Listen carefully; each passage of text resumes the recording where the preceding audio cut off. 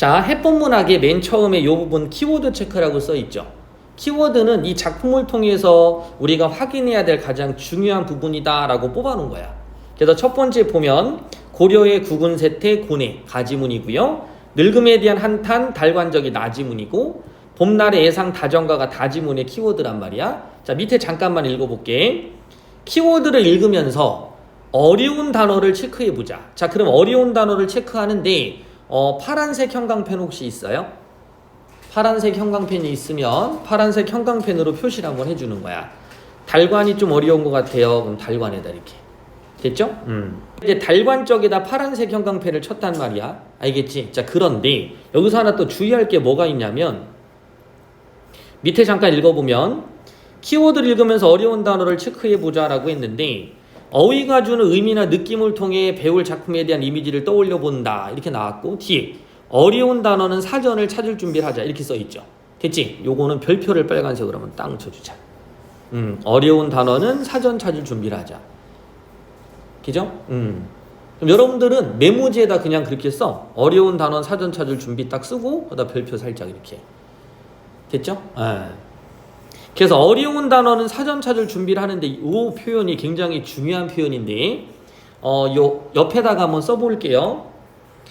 어려운 단어는 사전 찾을 준비를 하자고 그랬는데 그 위에다가 뭐라고 써놓냐면 한자의 뜻풀이. 됐죠? 요 한자의 뜻은 확인하는 거야. 한자의 뜻, 요 자체를 확인해 주는 거야. 그래야지 한자는 지식이 자꾸 확장이 될 거야. 예를 들면 여기 한번 볼게요.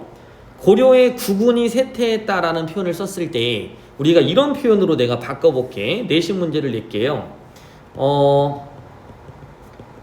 고려가 됐지?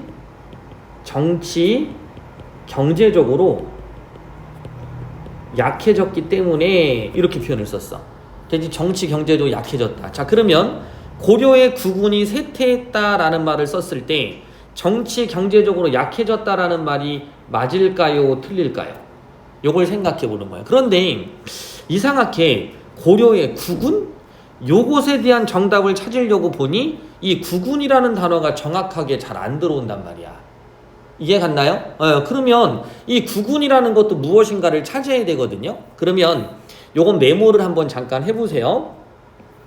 노트에다 메모를 하는데 요렇게 한번 써볼게요.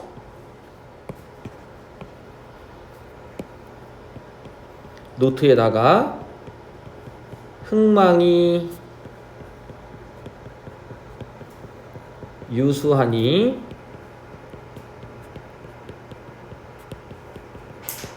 만월때도 추초로다. 이렇게. 추초는 요거 가을 풀이란 뜻이야. 한자가 이제 있어야 되는 지금 이게 중요한 게 아니니까 가을 풀. 가을 추자, 그죠? 풀 초자는 혹시 한자 보면 느낌 와요? 그지? 그래서 요 정도는 딱 보더라도 느낌을 찾을 수 있을 거야. 자, 그럼 이 문장을 한번 잠깐만 보시면 흥망이 유수하다라는 말을 써놨죠. 이해 갔지? 흥망이 유수한데 여기도 숫자가 하나가 있습니다. 됐나? 자, 그러면 구군이라는 단어가 있고 여기 나와 있는 흥망이 유수한다 이 숫자가 있는데 이걸 연결시켜서 우리가 요렇게 한번 읽어볼게. 운수. 됐죠? 운수라고 한번 읽어봅시다. 운수. 됐나요? 운수라고 한번 읽어볼게. 자, 운수의 뜻은 알아요? 운수?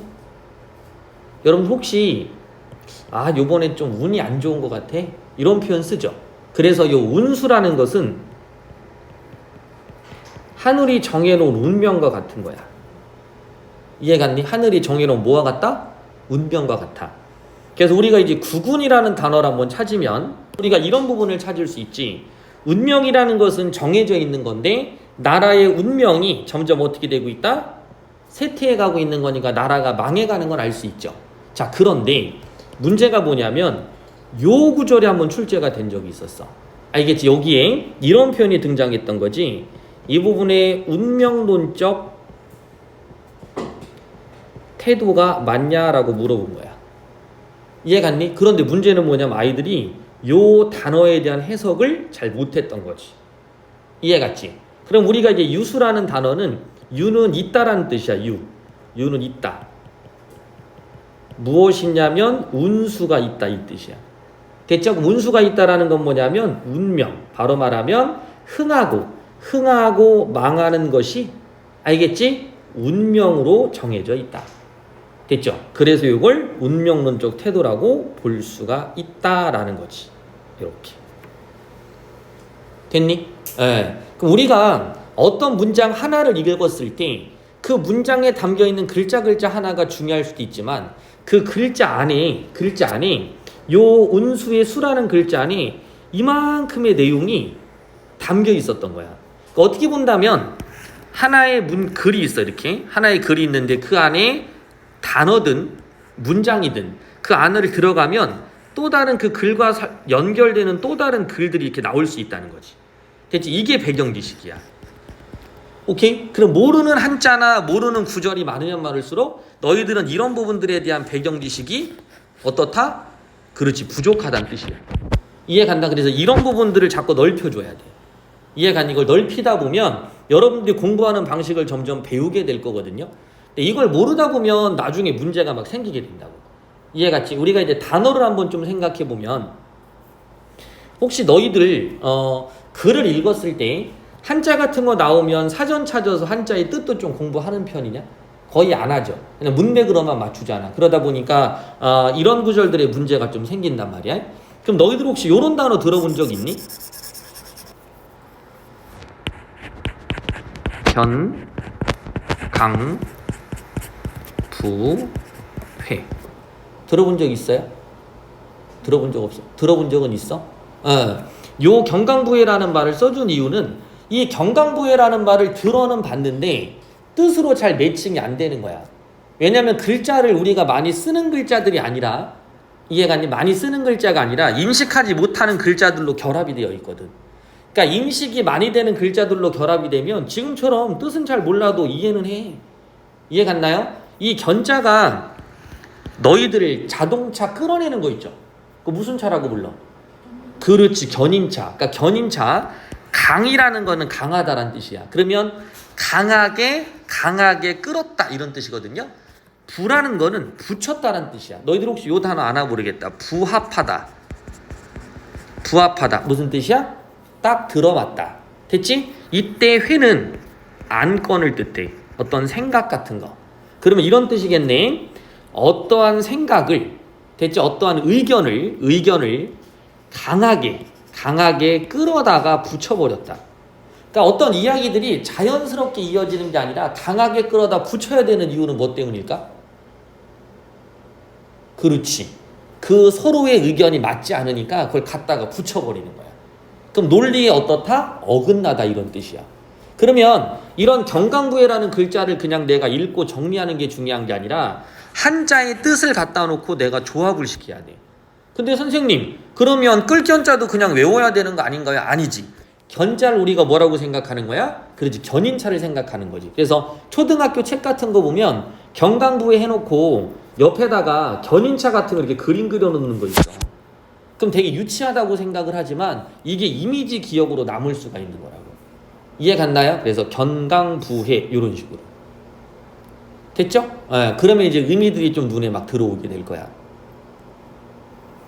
지금 고등학생들은 요 글자를 얼마 전에 봤거든. 자, 요거 한번 느낌 챙겨봐.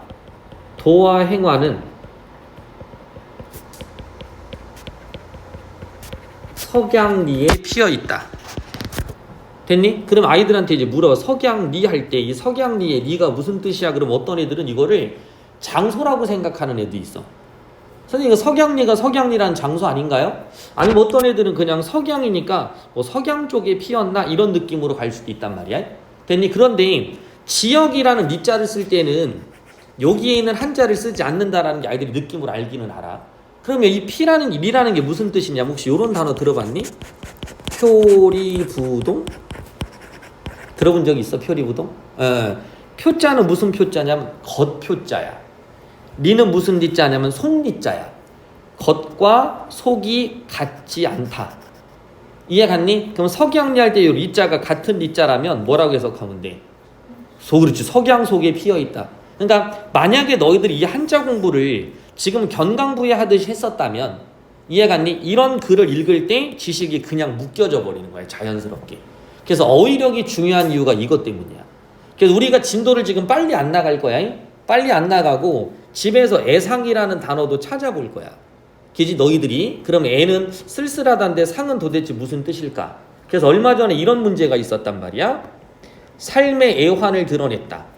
그럼 애환에다가 아이들이 세모칸을 땅 치고 넘어가기만 하는데 이때 애의 뜻은 슬픔, 환이라는 것은 기쁨을 뜻하는 거거든요. 그래서 이게 슬픔과 기쁨이라는 뜻이야. 이런 식의 한자들을 좀 정확하게 알아야 여기 있는 달관이라는 것을 정확하게 내가 체크할 수 있어. 됐죠? 그 다음 또 하나는 달관이라는 것의 뜻이 중요해. 뜻이 중요한데 이걸로만 알아서는 안 돼. 그것을 구체적으로 적용할 수 있는 뭐가 필요하다? 용례가 필요하다. 그래서 반드시 뜻을 찾아서 정리하고 한 번 더 용례까지 체크해 놓자.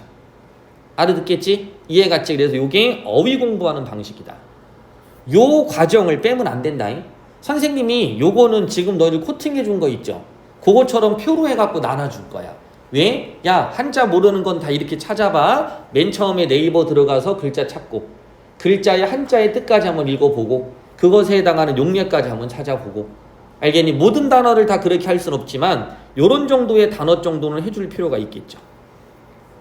이해갔지? 달관적 이런 단어들 정도는 선생님이 조금 더 여러분들이 원한다면 요거까지 고뇌라는 단어까지 알겠니? 그러면 자 여기 한번 볼게.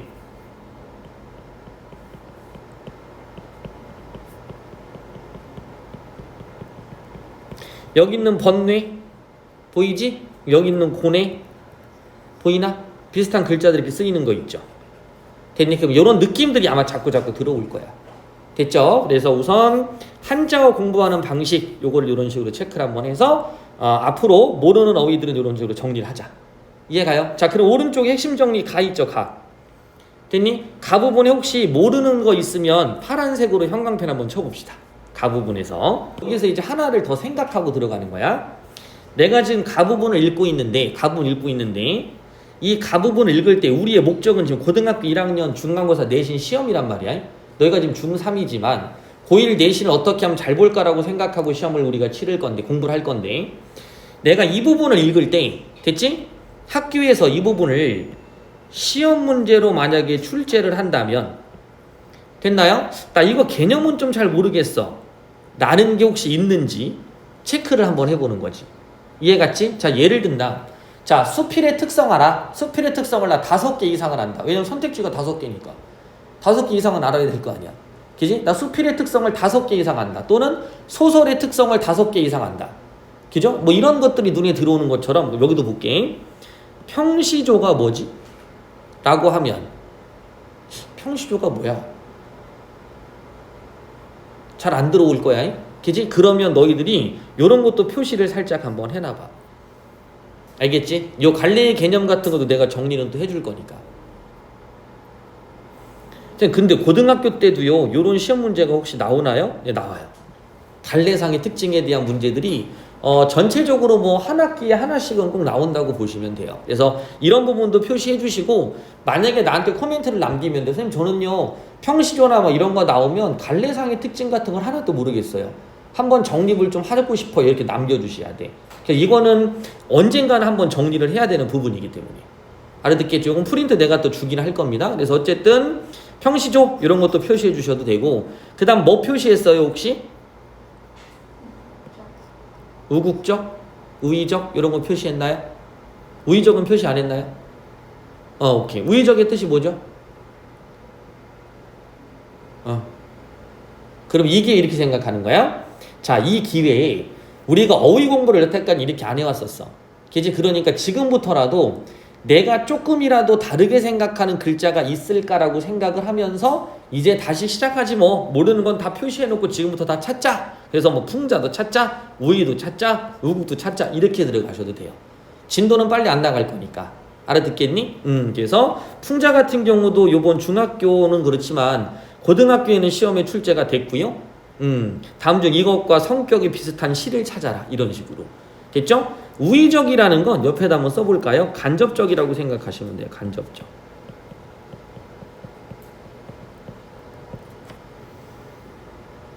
간접적이다. 그 다음에 우국적이라는 건 그냥 글자 그대로 근심한다, 근심하다, 근심하다. 국, 나라. 그래서 우국이라고 한다면 나라 걱정 이런 뜻입니다. 나라 걱정.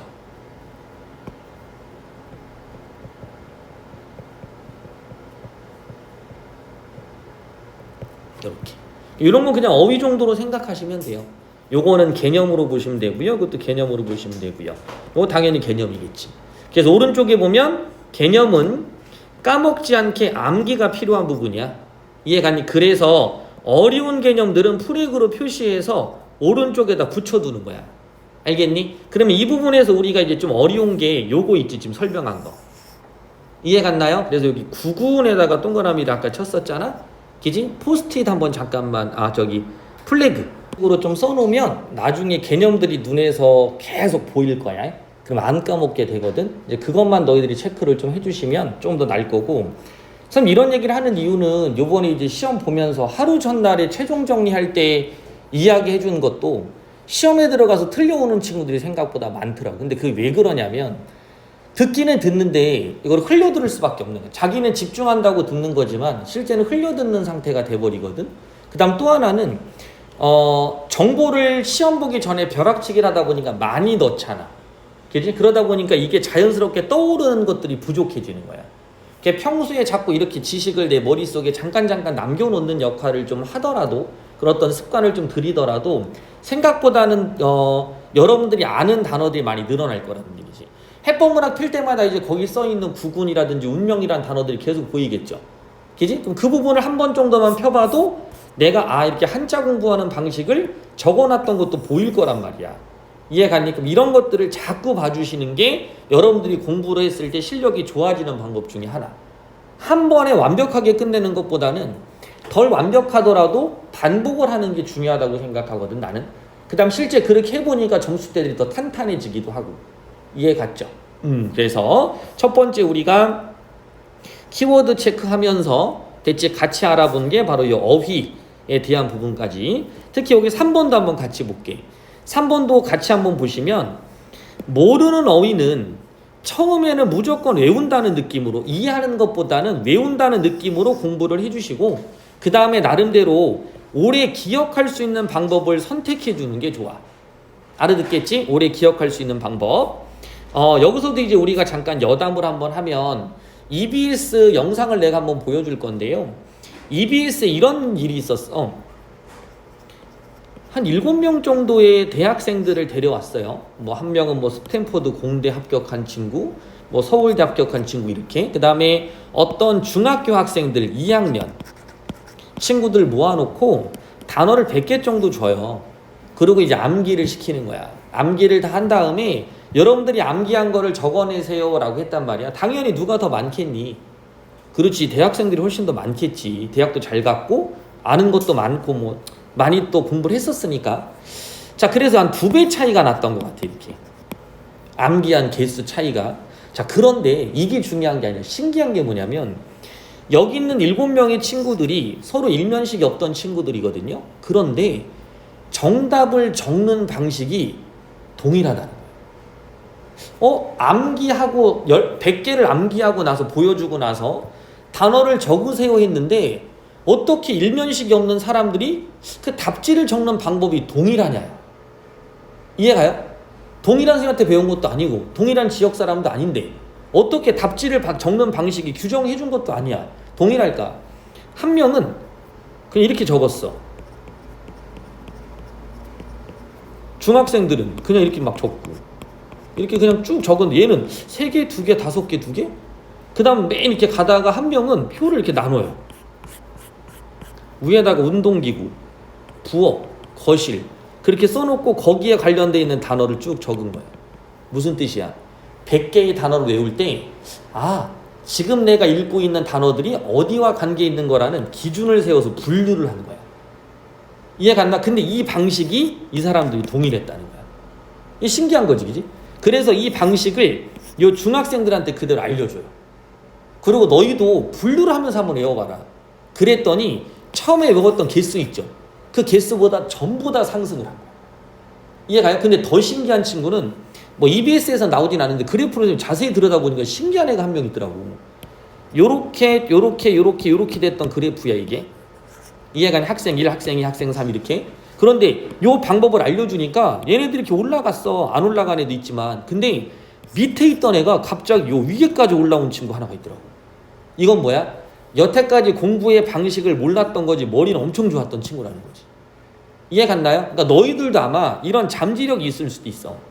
다만 내가 그런 노력을 안 했을 가능성이 크다는 거야. 그게 바로 뭐냐면 이런 부분이라는 거지. 오래 기억할 수 있는 방법을 스스로 터득하지 않았다는 거. 그러니까 저번에도 옛날에 요 얘기 한번 했었잖아. 데이지? 꽃? 그죠? 그래서 이렇게 하얀색에 노란색 꽃, 요 이름이 데이지다. 우리가 흔히 이걸 뭐라고 부른다고 그랬죠? 계란꽃이라고 부르는 거. 이해 갔니? 근데 이게 후라이처럼 생긴 거야. 그 후라이를 잘못하다가 손에 데이지? 이 생각하면서 그냥 데이지라고 외우는 거지. 이게 아주 그냥 뭐라고 할까 스토리텔링으로 따지면 낮은 거지만 이렇게 해서 외우면 이해 갔나요? 기억이 좀 더 오래 갈 수 있다는 거야. 요걸 너희들이 생각을 한번 해보는 거야. 요번에 내신 문제에 한글 맞춤법이 나왔거든요. 내가 많이 설명했던 문제들이 그대로 나왔는데 애들이 또 헷갈린 거야. 뭐 그냥 단편적인 얘기만 하면 너머와 너머의 단어의 뜻. 그러면 너희들은 이래. 너머 해놓고 그냥 쫙 외우고 너머 해놓고 외운단 말이야. 달달달달달. 근데 여기다 스토리를 만들어 보는 거야. 요 두 개의 차이를 어떻게 구별하면 좋을까? 아, 가만히 글자를 들여다보니까 산이 요렇게 있는데 대체 산이 있는데 얘는 미음이 뒤에 있고 얘는 미음이 앞에 있지. 그러면 미음이 이미 건너편에 가 있는 거야. 여기 건너로 가 있지. 그래서 이 너머는 건너편이란 뜻이고요. 이때 너머는 여기 있는 네모가 이렇게 넘어가야 되는 거야. 건너편으로. 됐지? 그래서 요거는 동사가 되는 거고. 이런 식으로 외우다 보면 너머나 너머의 그 차이의 구별점들을 생각해 볼 수 있는 거지. 그래서 너희들이 요 시간을 좀 가져야 돼. 그래서 다음 시간부터 피드백 시간에는 테스트를 볼 거예요. 알겠니? 테스트를 보는데 여기 나와 있는 달관적의 뜻이 됐든 견강부회가 됐든 표리부동이 됐든 이런 단어들 물어보면 그 뜻을 정확하게 얘기하지 못하더라도 이런 방식을 여러분들이 가지고 있다면 통과야. 이해가요? 이런 방식을 가지고 있다면. 그래서 이 부분도 살짝 거기다 기록을 해놓고 암기는 이런 식으로 하자. 요 데이지 이런 것도 좀 기억해놓고 찾아보는 거야. 이해 갔나요? 그걸 찾아보시면 도움이 좀 되겠지. 지금 어휘 공부하는 방식이라든지 개념 암기하는 방법에 대한 이야기를 하고 있는 거예요. 그래서 이 부분 한번 체크해서 정리 한번 해주시면 될 것 같아요. 그래서 첫 번째 우리가 이제 이런 부분들을 공부해서 내 걸로 만드는 과정이라고 나왔습니다. 자, 그러면 어디를 잠깐만 보시냐면 요 가부분 있죠. 요 가부분 요만큼 박스 처리해 준 부분. 그 부분을 다시 한번 읽고 모르는 단어에다가 알겠지? 형광펜을 치는데 잠깐만 형광펜을 치는데 여기 지금 해설 나와 있죠. 됐지? 이 해설과 이렇게 매칭을 하면서 읽어봐. 그래서 만약에 의미가 추론이 가능하잖아? 이해가니? 그러면 그거는 표시를 안 해도 괜찮아요. 그런데 의미를 이해하는데 이게 의미가 잘 이해 안 되는 거는 표시를 한번 해보는 거지. 알겠죠? 그거 한번 간단하게 한번 해봅시다. 요만큼이야. 알겠죠? 요만큼. 요만큼. 선생님이 어떤 문제를 낼 것인가 생각하면서 표시야.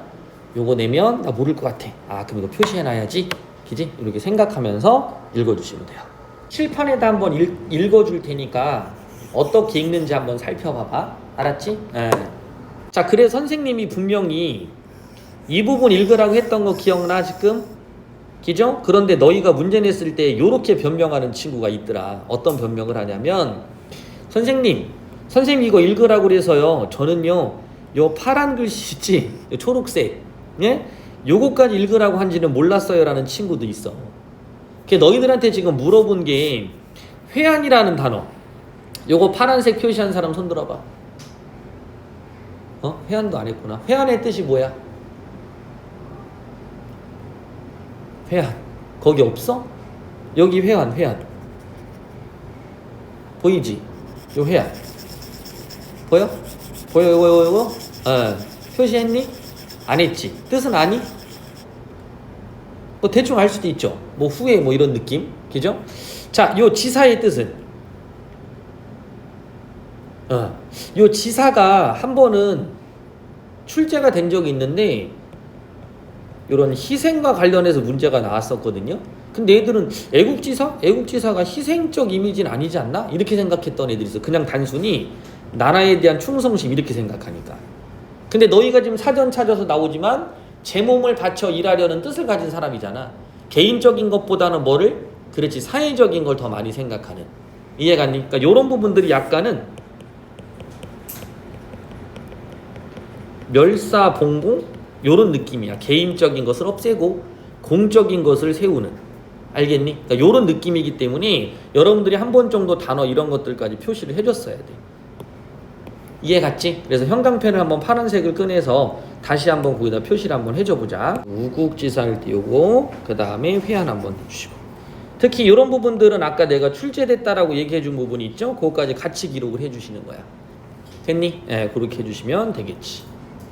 여기 어떻게 나왔냐면 이육사 있죠? 이육사란 인물이 광야라는 시가 있는데 그 광야라는 시에 이렇게 써 있단 말이야. 지사적 풍모가 나타난다. 그럼 지사적이라고 하면 바로 뭐가 되는 거야? 나라를 위해 뭔가 내가 무엇인가를 바쳐서 일할 만한 기정 생각을 가진 사람, 이렇게. 됐니? 그래서 희생정신이 투철한 그런 인물들인 거지. 이해 갔나? 그런 방향으로 정리해 주시면 될 것 같아요. 자, 글을 읽으면서 어휘를 어떻게 정리하는지 이제 느낌 와요? 이해 갔나요? 그 부분 한번 체크해서 정리해 주시고요. 그 다음에 5번도 좀 정확하게 읽어서 해설의 내용을 본문과 매칭시켜보면 자연스럽게 이해가 되는 부분이 있을 거야. 됐죠? 그 다음 억지로 외워야 되는 부분이 있을 거거든요. 그래서 내가 볼 때는 자연스럽게 이해해야 되는 부분은 문맥적이라고 하지만 아이들이 이 부분에서 좀 관과하는 것들이 좀 있어. 알겠니? 그게 바로 아까 말한 대로 이런 우국지사. 자연스럽게 이해가 되는 것 같지만 실제는 모르는 단어. 이해 갔지? 그래서 지사적 풍모가 그때 한번 나왔던 것은 선비적인 요런 말도 하나 쓰였었고, 요런 말. 됐죠? 요것도 이제 그때 당시 내신에서 애들이 모두 많이 틀렸던 문제 중에 하나가 돼요.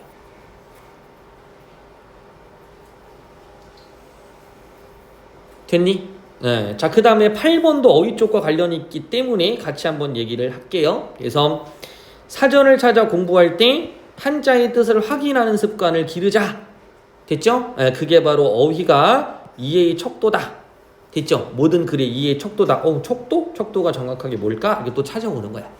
됐죠? 이 습관을 들이는 거지. 그래서 모든 공부를 할 때 지금 선생님이 설명했던 요 어휘 공부 있죠? 요게 1번이야. 무조건 1순위가 돼야 돼. 됐지? 그래서 고등학교 내신 1등급을 맞는 가장 기본적인 단계는 이 부분이야. 알아듣겠지? 그거 생각해 주시면 될 것 같습니다. 자, 그 다음에 이제 해석하는 거 있죠. 해석. 그 부분도 이야기를 좀 같이 할 건데, 요 하나 참 9번까지 내려왔어야 된다. 쏘리. 이것도 어휘랑 관련이 있는 건데, 자, 한 번만 잠깐만 우리가 연습을 한번 할게요. 요 일지춘심 있지? 자, 일지춘심의 쓰임 표현 방법이 무엇인가 한번 찾아보자. 일지춘심에 쓰인 표현 방법이 뭐야? 한번 생각해봐. 맞추면 아까 필사해야 됐던 거데 용서해 줄게. 일지춘심의 표현 방법.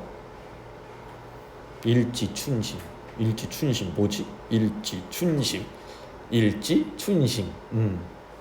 보여? 안 보여? 자, 그럼 힌트 줄게. 잘 봐. 봄의 마음이야. 봄의 마음. 무슨 법? 그렇지. 잘 봐봐. 일지춘심이라는 것만 봤을 때 눈에 잘 안 들어왔는데 여기는 한자를 잠깐만 보니까 봄에 마음이 있다고? 그럼 혹시 의인법인가? 이게 되잖아. 이게 추론이라고. 그래서 우리가 실제 한글로 읽었을 때와 한자를 봤을 때 느낌이 진짜 달라. 이해 가요? 되도록이면 한자 같은 것까지 좀 찍어서 좀 봐주시면, 자, 봄에 마음이 있다? 그래서 그게 일지춘심했을 때 봄의 마음이니까 의인법 이렇게 만들어지겠지. 이해 갔나요? 요것도 이번 내신에 나온 문제예요. 근데 애들은 다 알긴 알아. 왜냐면 고등학교 내신 설명할 때 선생님들이 해주시니까. 근데 만약에 이런 문제가 있다고 쳐. 요번에 중학교 어떤 학교는 선생님이 의인법과 화류법은 구분하는 게 어려우니까 의인법은 안 낼게 이렇게 해서 의인법이 안 나올 줄 알았대. 근데 의인법이 시험에 나온 거야. 됐니? 그래서 애들이 의인법 안 낸다고 하지 않았는데 내가 볼 때 느낌이 그거 같아. 의인법과 화류법을 구분하는 건 좀 어려우니까 그런 의인법은 안 낼게 이렇게 얘기한 것 같아. 이해가 안 돼? 그러니까 의인법을 냈겠지. 그지? 그런데 그런 만약에 중학교 중학교라고 한다면 안 나오겠지만 고등학교는 의인법이라는 걸 배우고 나서 이런 시가 등장할 수도 있다는 거지. 이해 갔나요? 그런 식으로 생각을 해주신다면 이런 표현 방법 찾는 것도 좀 알 수 있을 텐데 이것도 출발은 어디에 있다? 그렇죠. 출발은 다 한자의 뜻에 있다. 알아듣겠지? 그거까지 기억을 해서 정리를 해주시면 될 것 같아요. 1차적으로 표시가 돼 있는 내용들은 어떤 걸 위주로 공부해야 되는지 지금 정리해 준 거죠. 그죠? 이해 갔지? 이런 방향으로 읽어주시면 돼요. 할 수 있겠죠, 한자는. 됐죠? 자, 그럼 두 번째 우리가 이제 표현 방법, 그러니까 제시문을 정확하게 해설하는 방법, 해석할 수 있는 방법, 그걸 어떻게 노트 정리를 해야 되는지 그 부분에 대한 이야기를 한번 하자. 됐죠?